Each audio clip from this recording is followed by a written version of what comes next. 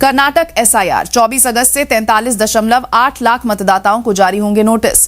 कर्नाटक में मतदाता सूचियों के विशेष गहन पुनरीक्षण स्पेशल इंटेंसिव रिवीजन एसआईआर के अगले चरण के तहत भारत निर्वाचन आयोग ईसीआई की ओर से करीब 43.8 लाख मतदाताओं को नोटिस जारी किए जाने की संभावना है। नोटिस जारी करने और दावों एवं आपत्तियों के निपटारे की प्रक्रिया 24 अगस्त से शुरू होगी।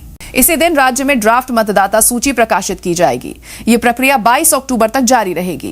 कर्नाटक के मुख्य निर्वाचन अधिकारी के अनुसार एसआईआर प्रक्रिया के तहत राज्य के 5.54 करोड़ मतदाताओं की मैपिंग की गई है।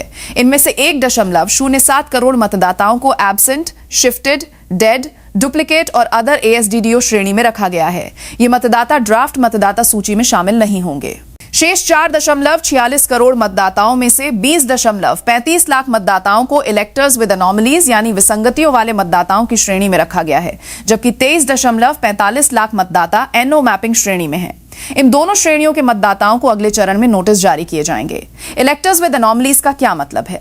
इलेक्टर्स विद एनोमलीज यानी ऐसे मतदाता जिनके रिकॉर्ड में तार्किक या अन्य प्रकार की विसंगतियां पाई गई हैं। इस श्रेणी में 9 प्रकार की विसंगतियां शामिल हैं। माता, पिता और संतान के बीच 15 वर्ष से कम उम्र का अंतर होना, संतान और माता पिता के बीच 50 वर्ष से अधिक उम्र का अंतर होना, मतदाता और उसके दादा, दादी, नाना, नानी के बीच 40 वर्ष से कम उम्र का अंतर होना, वर्तमान मतदाता सूची और पिछली एसआईआर में पिता का नाम अलग अलग दर्ज होना, भाई बहनों के बीच 9 महीने से कम उम्र का अंतर होना, परिवार में 6 या उससे अधिक बच्चों का रिकॉर्ड होना, माता पिता की मैपिंग अमान्य होना यानी वर्तमान मतदाता सूची में माता पिता को इनवैलिड चिह्नित किया गया हो, वर्तमान मतदाता सूची और पिछली एसआईआर में मतदाता का अपना नाम अलग अलग दर्ज होना, वर्तमान मतदाता सूची और पिछली एसआईआर में किसी व्यक्ति के लिए पिता का नाम अलग अलग दर्ज होना।